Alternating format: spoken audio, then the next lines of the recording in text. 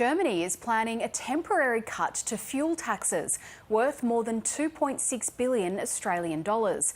The government announced the relief measure will be implemented for 2 months in response to soaring oil prices amid the war in Iran.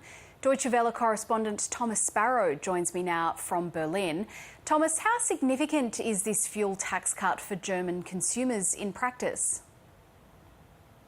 This is seen as a temporary emergency relief measure, not as a structural change here in Germany. So it is indeed significant, especially for those who use their vehicles a lot or who need it for work. So lorry drivers, delivery firms, other companies in those areas. But it's not necessarily seen as something that could benefit other parts of society. Whether this particular measure could, for example, help reduce inflation in Germany, that is something that many experts do not believe, specifically because it is only a temporary relief measure. In order to actually reduce inflation, in order to actually ease pressures on German consumers on a longer period, other kinds of measures would be needed, both from a political perspective and also from an economic perspective as well. Now, inflation here in Germany is at 2.7%. That was in March. That is a number that is much lower than in other parts of the world, but that is definitely high for German standards, and that is also a matter of concern for the government. And that's why there is a lot of pressure on the German government to implement measures that go beyond this immediate emergency relief and that target specifically those longer effects of the war in Iran. So how are German citizens reacting to the move? There is a mixed reaction, especially those who will benefit the most in the next couple of months see this as a very important measure that will ease some pressures for them.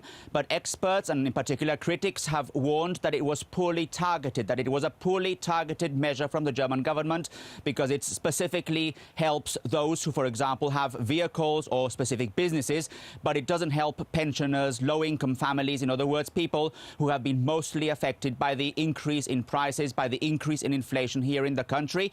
An additional element of concern, especially those focused on climate measures here in the country, is that this will not reduce Germany's fossil fuel dependency. So those are measures that are being highly discussed. There's also a lot of pressure, as I stressed, on the government to make sure that this is not just a one-off political decision, but that more needs to come in order to really help consumers here in the country. And how does this response compare to other European nations facing energy price hikes?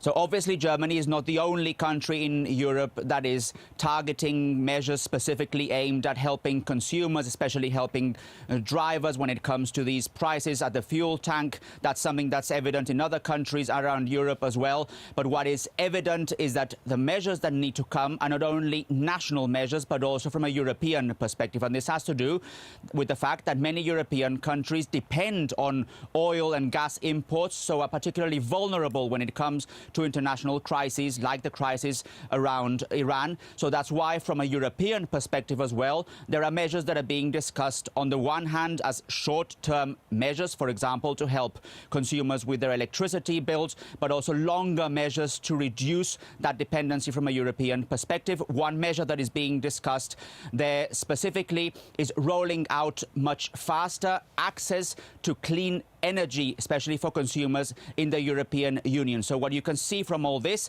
is that much more is needed, and there's also a diplomatic element here as well, because what is clear from a German perspective, from a European Union perspective as well, is that the best way to reduce the impact of the war in Iran on European consumers is helping to find a long solution, a durable solution to the war in Iran. Thomas Sparrow, thank you. After a morning spent with AFL team the Western Bulldogs and the men's mental health organisation Movember, Prince Harry spent this afternoon in Canberra. The Duke of Sussex made a solo trip to the capital on